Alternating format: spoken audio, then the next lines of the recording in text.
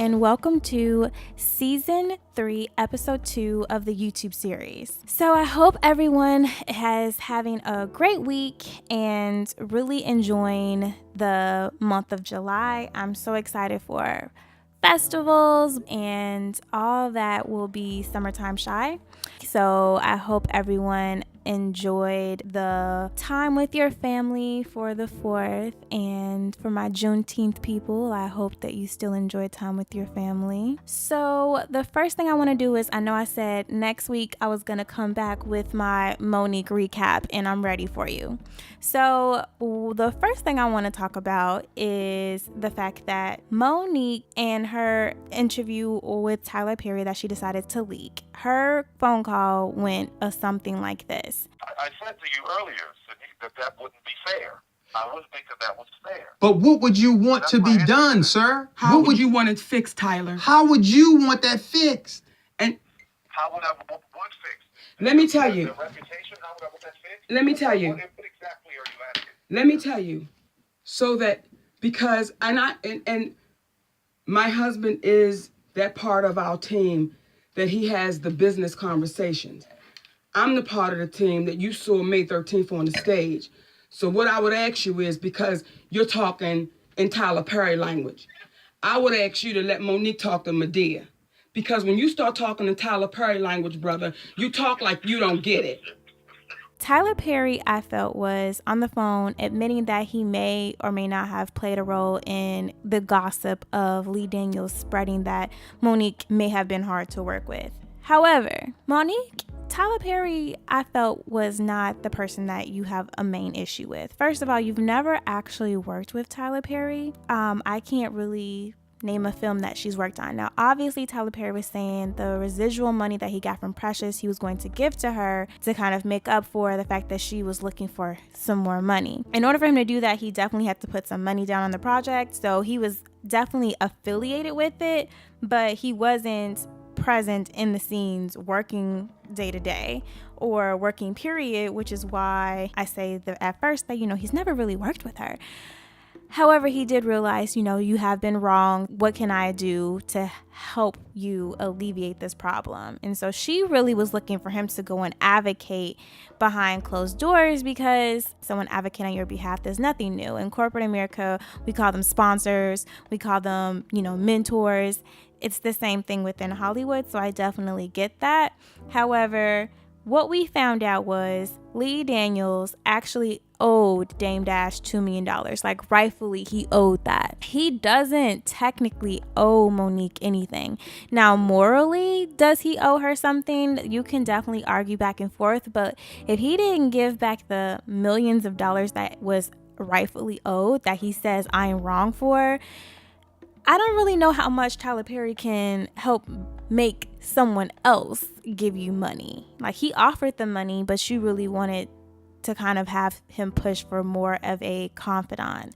I think that what she was looking for was like a blanket, bold statement, press release style, saying Monique is not hard to work with. And I just think that was probably never going to come from him. I think that his conversations were probably going to be more of a behind the scenes, one-on-one situation with people versus that. So who knows? Second of all, I feel like we don't really touch enough on how bad of a manager her husband is. None of this would even be present had her husband said, okay, $50K is great up front, but if this movie hits, where's my residual? And Monique doesn't have any residuals, and that's because she had her husband, who was, for all sakes and purposes, a very unqualified man, continue to run her businesses and her business pleasures. And so every time that we see something, we see that it's not going right. And it's strictly because she thinks that because they are a family unit, it is his duty to help bring in her coins. And he just needs to focus on being a husband and not being a manager. Not everyone can be as great as Kris Jenner. And that's just facts.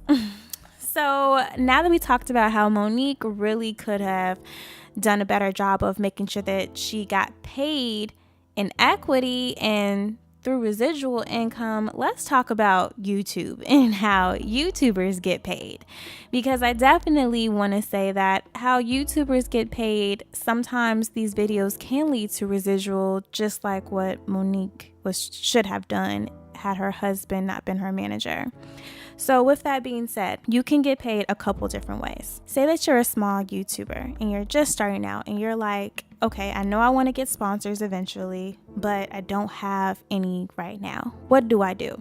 The first thing you can do is you can start doing video reviews on different products and clothes, and just make sure that the products and the clothes that you are doing reviews on, make sure that you have affiliate links for those products. So for instance, say that you did like a handmade purse that's like you got it from traveling somewhere when you were out of the country and it was literally someone on the road. You may not want to start with those videos because no one can go ahead and buy that, right? You don't have a number, you don't have a name, you don't have a website, and that person doesn't have an affiliate link. But what you can do is you can go and you can get some jeans from Fashion Nova and you can review them, and Fashion Nova has a review code and you can go ahead and start making money from that. And the options are endless. And if you are your own business, you can actually have your own affiliate link as well. There are different plugins that you can connect to your website. There are different tools all over that will allow you to do that. So that's the first thing. And so now it doesn't matter how many views you have, because all you need is to keep promoting that video to make sure that one person that likes your video clicks it and you already have some sort of money. So how does this work? Well, with affiliate links, sometimes the cookies last for 28 days, and that person, once they click your link, has 28 days for you to go ahead and purchase and make money from there. So that's one way.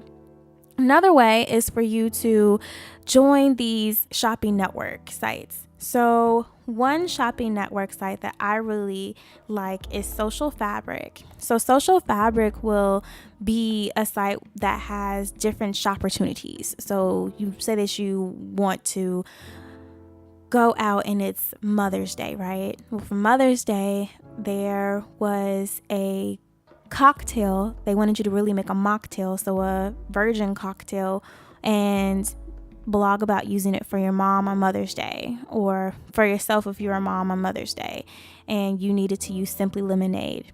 To review that and to write a blog on that, you would go ahead and they would pay you around $250. So think about anything from reviewing the Diva Cup to Pepsi to Coca-Cola and everything in between. So Social Fabric is a great tool to use.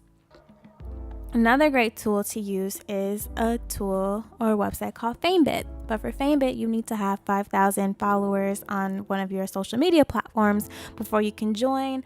But like that, there are different sponsored brands that have already said, hey, we're looking for content creators to review our products and to either make a video or a blog or both. And we're paying anywhere between $25 to $2,500. Like, it all depends on what their budget is, how many people they're looking for, and how many followers they're looking for people to have. So that is another way that you can start making some money. So another one that I really push for is Activate. So Activate is put on by bloglovin.com. So if you go to bloglovin.com and hit one of the search engine bars and click Activate, you'll be able to find their platform where there is literally nothing but different brands on there looking to partner. And so they're looking for hundreds of people to partner every time, and you just need to apply, and if you get chosen, again, that's a partnership. So that's another way that you can start getting some sponsored content. Another thing that you want to do is you want to start going after these brands on your own. Like, you don't have to wait to get discovered. Go out and reach out to them. For me personally, what I do is I like to reach out to 5 to 10 brands per week. Why? Because I don't like bulk doing things. I like to have a strategy or a system. So if I wake up and I say, okay, I need to hit 5 people today in email, then I'm good. Another thing that I want to say is that you can start going after these clients in these businesses yourself. You don't need 1,000 people to start finding someone. You just need to prove that your followers, the people that are following you, actually love you, like you, and respect you enough to trust your opinion. And if you put out a product or something, they will click the link. That's all you have to do. So if you feel like you're ready for that, then let's go. And so what does that mean first? First, we need to make a media kit. So if you are looking for extra help, I definitely create media kits. Just head on over to averageblackgirl.com or send me an email at danielle@averageblackgirl.com, and I will go ahead and get right with you and make sure that we have the proper media kit. But once you have the media kit, and in your media kit, what should it be? You should have an image of your face or you're somewhere within your brand. You should have your mission and your vision. You should have who your demographics are. And your demographics are not only the people and their age and their sex, and if you can, their race and their geographic regions, but then you want to also show how many followers you have and what platforms you have them on. And then you want to add them all up and you want to have your total reach. Now, once you have that, what you're going to do is you're going to create a list. Now, I like to create a list of 40 to 100 businesses that I think work really well with my brand and my vision. And if that's too much to do, that's fine. I would not hold off doing the 5 to 10 a week because you don't have 40 to 100. I'm just saying that if you can mass think that, then you'll be good for a couple of months. Because you're not going to get 100% yeses, but you're not going to get 100% no's. And that's the fun part of life, right? So with that being said, sometimes people have a sponsor and they say yes, and they want you to do a video maybe once a month or once a quarter. That's a reoccurring partnership. That's a great thing to have. Another thing that you may want to do is if there's a brand that's kind of growing and you like it, instead of asking for money, maybe you can ask for free products in exchange for videos. That's another way to, if you're not at least making money from YouTube, you can at least start to supplement your income and with things that you're already going to buy. So I like to look at things like that. Some brands I like and I align with. Some brands I like so much that I actually use. And so if I can't get paid, at least give me the products. So I really enjoy that.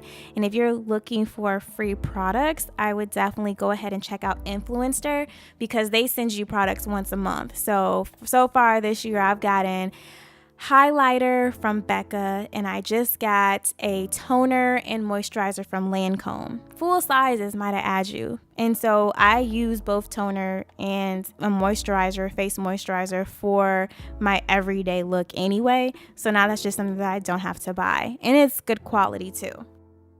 The next thing that you can do is say that you are looking to have a playlist where you can promote a different type of person. So maybe you want to promote moms that you like, or dads that you like, or Black businesses, or women-owned businesses, or businesses owned by mothers, or businesses owned by young mothers. If your platform is starting to get some exposure and consistently growing, you can pay for an interview or pay for a feature if it's going to be on there, even if it's something that's not expensive. I think when I first started doing YouTube features, it started at $35. Nothing too crazy, but I am putting a lot of effort to record, come up with interview questions, edit, and upload. At least I can now start making money for that. $35 is enough to buy a new software or some new stuff to promote your video or Adobe Effect. It's enough to start buying some stuff that you actually need. And as you grow, then you can double that. What was once 35 is now 65. So whatever you want to do, you can double. And then the last thing I want you to do is I want you to start getting strategic, right? So say that you want a beauty sponsorship. and you don't have any beauty videos, I would start doing that now. Even for free stuff, if you're not getting paid, that's fine. Start going over your favorite things, start going over different looks. And I would do the same thing for other brands. Say that you want to start getting maybe a sports sponsorship or a brand that does different fashion. Are you doing spring looks, summer looks, winter looks, look of the day, look for wearing all black, colors? Start putting out that video of what you would be doing when you want to get paid. Start doing that now, so that when brands look at you, they're going to say, have you done anything like this before? If you want brands to start doing giveaways, then I would start doing giveaways now. Then brands will see that you already do it. They'll see what's your process. How are people responsive to it? Do they like it? Do they not? Because one thing I've learned is that everyone wants to work with you when you first start. It is you that is going to change their mind and make them not want to work with you, right? It's going to be your slow response. It's going to be your lack of experience. It's going to be your lack of content. It's going to be you not doing something or not knowing something or not responding fast enough or not going in their likelihood. But if you are nice and professional and are consistent with your content, people will come to you, because people like to work with people that are easy to work with. So speaking of working with people, right? If I haven't learned anything, I've learned that it takes money to make money, right? You can't really do everything on your own. And that's okay. But the faster that you learn that, the faster you'll be better. So, if you're taking too long for you to do an intro video, go ahead. Me, I wanted to do a podcast. I decided not to do it on my own, working with Weathers Media Group. And now I'm more consistent because I am not a one-woman team. So I know everyone's saying to create a team, that you need to figure out who your tribe is going to be. You need to figure out who you're going to work with. Well, how do I work with people online without getting scammed? So I'm going to give you 5 steps to avoid getting scammed online. So the first step is going to be reviews. If someone doesn't have reviews, especially on Facebook, if your page is a public figure, then you cannot have reviews. However, if you are anything else, you can activate reviews if you want to. So if someone is not a public figure and doesn't have reviews, it's because they did not activate it. Now, you don't activate reviews for one of 2 reasons. 1, you're not ready. Maybe you're just starting out and you're still trying to get your bearings. And so you're just not ready because you haven't perfected it. And anyone that you've had a negative experience with, you want to take your time to fix it before you allow the reviews. That's fine. Every new business goes through this growing phase. However, if you're not a new business and you don't have reviews, I look out, because what are you hiding? Most businesses that I've worked with that I've had a negative experience don't have reviews, and they don't have reviews posted because they don't want people like me, who leaves reviews for everything, to post their negative review. However, for me, I just go ahead and post on YouTube because I review businesses all the time anyway. However, for the majority of the people that don't have that, then they just don't get their voice heard at all. So with that being said, number 1, do they have reviews?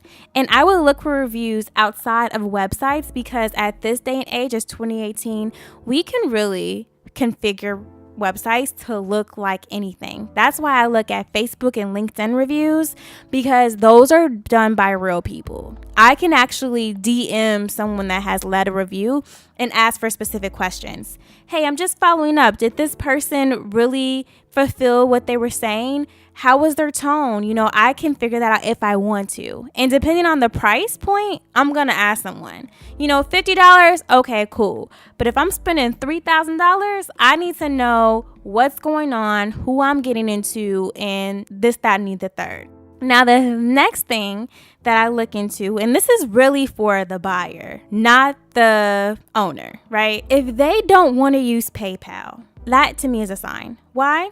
Because PayPal, 99% of the time, sides with the buyer. So it's in your favor to use PayPal, because all you have to do is reach out to PayPal and say, hey, I purchased this and I didn't get what I wanted, and they'll give you the money, especially if it's within 3 months. I think after 90 days, it goes somewhere else. but I know within the 90 days, you can just click support ticket and they'll side with you.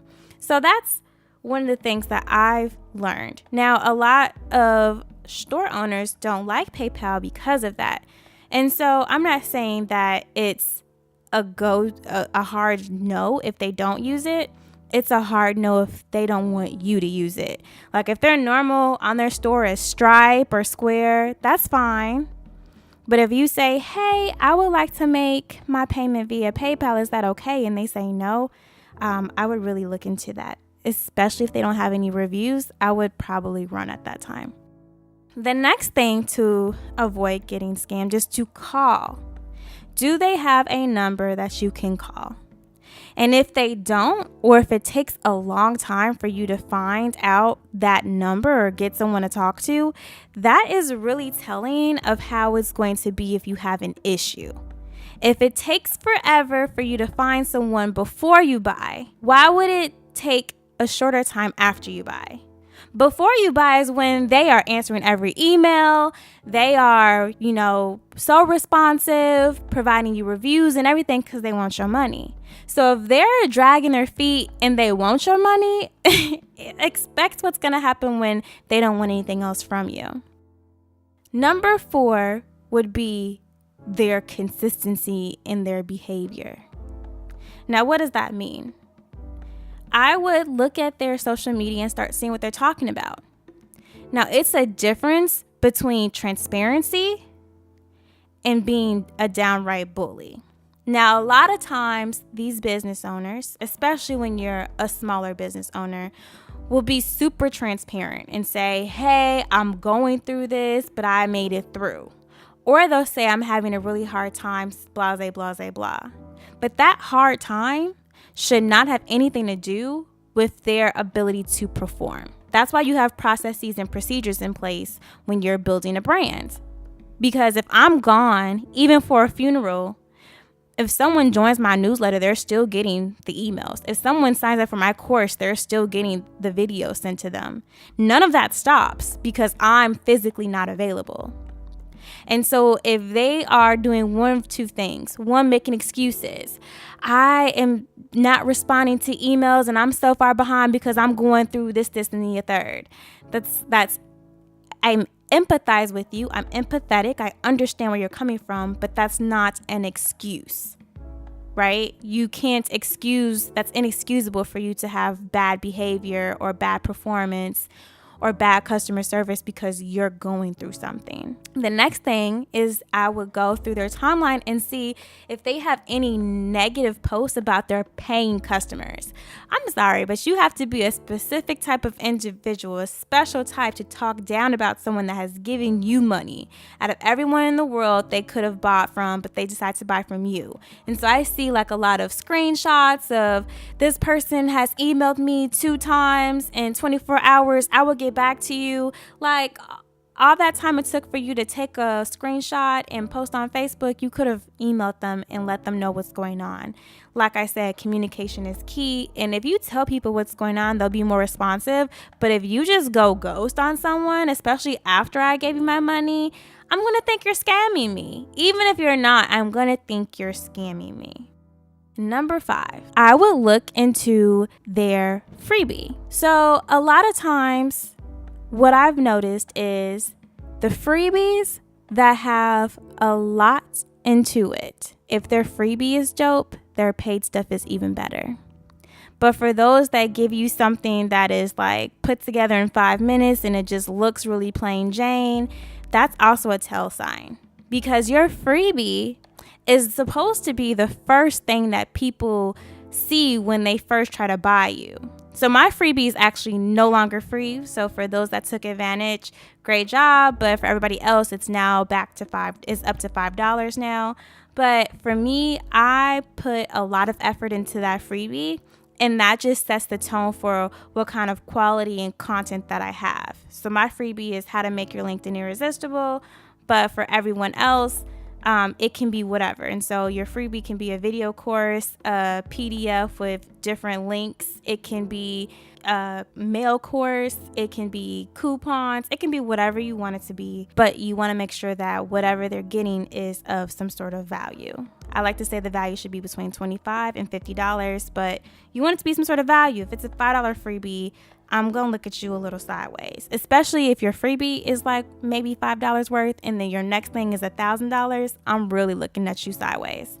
So those are the 5 ways to avoid getting scammed online. So be safe in these internet streets. And if you have any questions, or if you're like, okay, I want to start, but I don't know where to go, if you go to averageblackgirl.com/toolbox, you will see all of the tools that I've tried that I support. And then if you also go to averageblackgirl.com and look at the tab resources for entrepreneurs, then you will also get a lot of the links through this podcast. So the last thing that I want to talk about is I definitely want anybody that has been thinking about starting a YouTube and you're like, okay, I'm really interested now. This is something that I really want to start. You know, we're halfway through 2018. We've reached our halfway mark. So it's really time for you guys to get everything in order. I have a YouTube for your business masterclass that I would love for you to join. Once you're in the masterclass, you also join Melanin Business by Danielle Mitchell, and we will be able to give you positive critiques on your intro videos, your outro videos, and everything in between. But this is the year of video content and content creation. So if you are not starting, I want this to be your wake-up call. Everybody listening to me should have a YouTube channel by the end of this. Regardless if you are telling jokes, telling story times, unboxing toys, unboxing different socks. Hey, there's even a channel that goes to different hotels and just takes pictures and records the different hotel carpet. Like, there's literally something for everyone, and I definitely want you to get a piece of this pie. Well, that's it for season 3, episode 2. For everyone listening, please don't hesitate to send any questions to Danielle@averageblackgirl.com. I would love to hear from you and help answer your stuff directly. I also want to mention that for those that are looking for a little bit more one-on-one help, you can either look at some of my online courses, or if you want me specifically in real time, I would definitely go ahead and sign up for my membership program, my Above Average Crew membership. It's $100 a month, or it is $1,000 for the year, and that comes with a strategy session monthly plus access to all of my online courses, so we can really dive in and figure out whatever problem you're working on and perfect it. So I would love to work with 20 individuals on that and get started and have everything filled with that before the end of the year. So that's the goal that I'm really pushing. I want to help 20 new individuals jump to the next step within their business before this year is over. So if you feel like I'm talking to you, I am, and I would love to hear from you a little bit sooner.